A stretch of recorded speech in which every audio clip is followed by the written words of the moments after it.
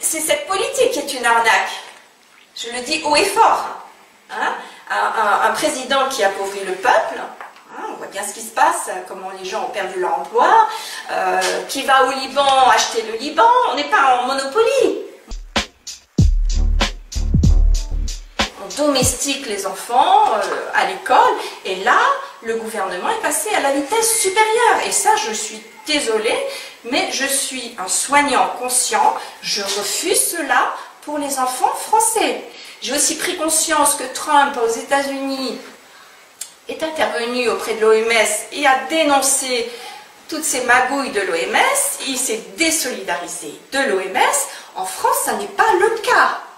Macron obéit à Bill Gates, qui obéit à l'OMS, et moi je dépends du Conseil de l'Ordre des médecins, qui obéit à l'OMS. Et moi je suis pour une France libre. Et ce que je vois, hein, avec ce qui s'est passé pour les personnes âgées, et ce qui se passe maintenant pour les jeunes, parce que le président va passer à la vitesse supérieure, eh bien, je suis désolée, on joue sur la culpabilité des gens. Moi, je suis un médecin conscient. Chaque fois que j'ai quelqu'un en face de moi, je dis stop à la culpabilité. Je sais qu'il a un parcours d'église, enfin, qui favorise cette culpabilité. Je connais beaucoup de médecins qui jouent aussi avec la culpabilité des patients. Moi, ça ne marche pas. Quand un monsieur Macron ou un monsieur Castex veut culpabiliser ou punir les Français, moi j'ai les alarmes qui s'allument parce que j'ai à cœur la santé des gens. Je suis allée aussi sur le terrain dans les quartiers défavorisés à Strasbourg, en Nehof, Neudorf, aussi à Molsheim, sur Wasselonne, donc j'ai une vision. Demander aux gens de porter un masque, c'est culpabiliser les gens. Mais vous me répétez ça sans arrêt, le masque, le masque, le masque. Vous avez des médecins brillants, monsieur Toussaint, comment s'appelle le professeur là, qui dénonce le masque, qui est délétère, on a vu les cultures de champignons. Le masque n'est pas le problème, monsieur le journaliste. Le masque, c'est juste pour embrouiller les Français, pour leur faire peur, pour les pénaliser, vous savez, avec les amendes. Et moi, je suis un soignant, je ne peux pas autoriser ça. C'est cette politique qui est une arnaque. Je le dis haut et fort. Hein?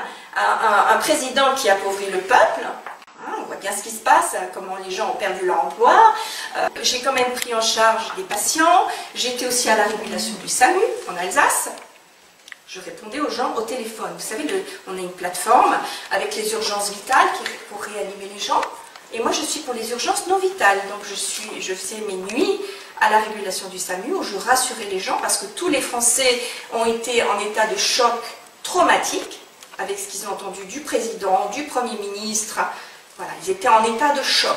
Donc moi, j'allais rendre visite sur le terrain, essayer d'arranger tout ça.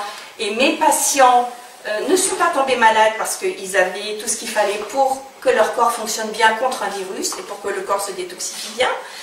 Mais au téléphone, je rassurais les gens et je disais aussi, vous avez le droit de choisir comment vous soignez et ce que vous voulez comme traitement. Si vous voulez le traitement du professeur Raoult, vous pouvez l'avoir. Et derrière moi, le chef de la régulation de dire non, non, non, non, non. Et effectivement, en Alsace, il y aurait eu plus de morts que dans d'autres régions, mais sachez que le traitement du professeur Raoult, on a été privé du droit de prescrire, nous les médecins quand même. C'est important que les étudiants en médecine sachent ce qui les attend. Hein, parce que moi, j'ai quand même pu expérimenter certaines choses dans mon cabinet, mais j'étais quand même toujours sous surveillance. Et là, d'un coup, c'est stop. On interdit la prescription aux médecins. Et ceux qui ont osé traiter avec l'ozonothérapie, des perfusions, le chlorure de magnésium, ben, ils ont été repris par l'ordre. Il y a des médecins en Moselle qui ont été convoqués, voilà. Hein? Voilà. Vous dites que vous avez expérimenté des choses. C'est de l'abus. Qu'est-ce que vous avez expérimenté comme traitement contre le Covid, contre la Covid alors ici? Expérimenté, c'est-à-dire que moi j'étais plutôt désolée parce qu'on m'appelait pour des douleurs thoraciques. En général, quand on m'appelle pour une douleur thoracique, c'est l'hôpital. J'envoie pour faire une prise de sang, suspicion d'infarctus ou d'embolie pulmonaire. Voilà. Donc j'ai été appelée pour ça. J'ai vu que les saturations des personnes étaient basses. Donc j'ai envoyé à l'hôpital. C'est tout ce que je pouvais faire. Avant, effectivement, mes patients avaient systématiquement les vitamines, des choses pour renforcer l'immunité en hiver. Voilà. Et ça, on n'a pas du tout parlé aux infos, ni à la télé, de l'immunité, de comment renforcer avec du zinc, de la vitamine C. On n'en parle pas. Ça n'intéresse pas le gouvernement. On a bien compris que le gouvernement, ce qui l'intéresse, je suis désolée, mais c'est une dictature. C'est d'appauvrir la France. Et surtout, le mensonge, le véritable mensonge, c'est qu'on a mis les Français en état de choc, on leur a cassé leur immunité. On les a pénalisés. Moi, je connais des braves gens qui allaient chercher leur fille à l'hôpital et qui se voyaient dresser des amendes. On n'a pas parlé de la grippe, on n'a pas parlé des maladies chroniques qui sont restées sans consultation, des mamies qui sont parties, qui avaient des comorbidités. Effectivement, quand on a des comorbidités, plus un vaccin tous les ans, parce qu'on les aime, ces personnes âgées, on les vaccine tous les ans, ce qui est très délétère de mon point de vue pour l'immunité, eh ben voilà, elles sont parties. Big Pharma, c'est juste des intérêts financiers du médicament. Et c'est une élite qui s'enrichit sur la santé des Français. Est-ce que vous avez vu une diminution du burn-out? Avec la crise du Covid, ça s'est renforcé. Vous savez, on parle de deuxième vague.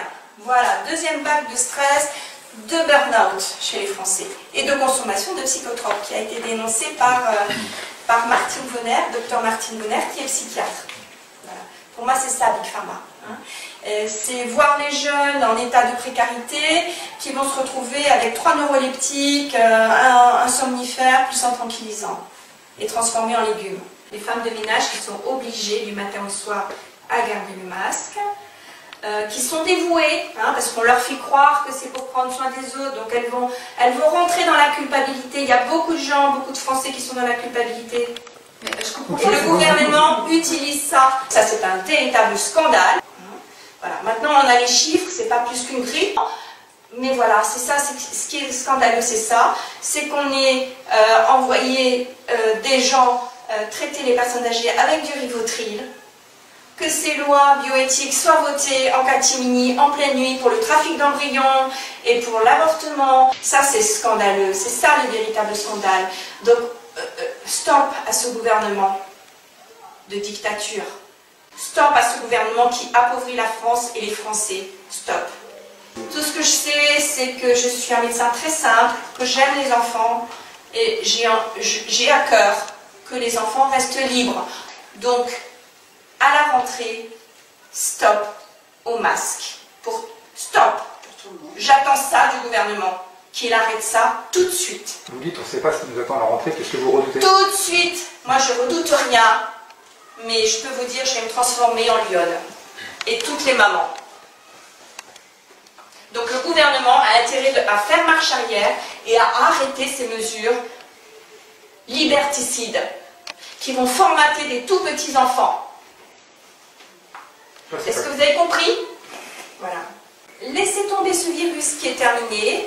Intéressez-vous à ce qui est en train de sortir comme loi. Donc demandez-leur, posez-leur la question. Que pense-t-il de cette loi bioéthique qui vient de sortir?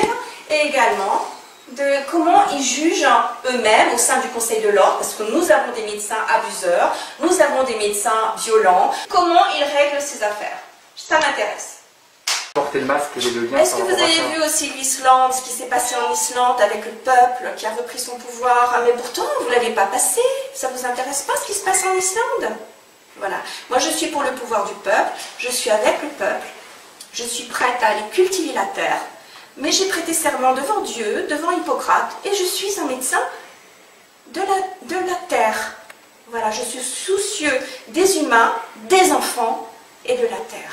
Vous parlez des médecins qui sont contre le port du masque, mais il y a aussi des grands médecins reconnus qui ont demandé à porter le masque. Encore une fois, le masque. C'est mon sujet. Est-ce que vous répondez à ces médecins qui ont cette tribune? Mais écoutez, franchement, moi ce qui m'importe, c'est la rentrée des enfants. Parce que je reçois des appels de mamans qui sont effondrées parce qu'elles savent qu'il y a des emplois qui sont prévus pour des brigades, pour des mises en quarantaine, séparation de leurs enfants. Voilà. Elles sont aussi au courant qu'il y a une loi sur la bioéthique. Vous n'en parlez pas de la bioéthique? Non, vous n'en parlez pas. C'est ça qui me préoccupe, monsieur. Voilà, donc j'ai des craintes pour nos enfants, quand je vois tout ce qui se passe, tout ce qui est voté, l'éducation sexuelle par des inconnus en maternelle. Non, mais je rêve, on est en France, c'est mon pays. Occupez-vous de ça, messieurs les journalistes, au lieu de vous occuper des masques. Réveillez les gens.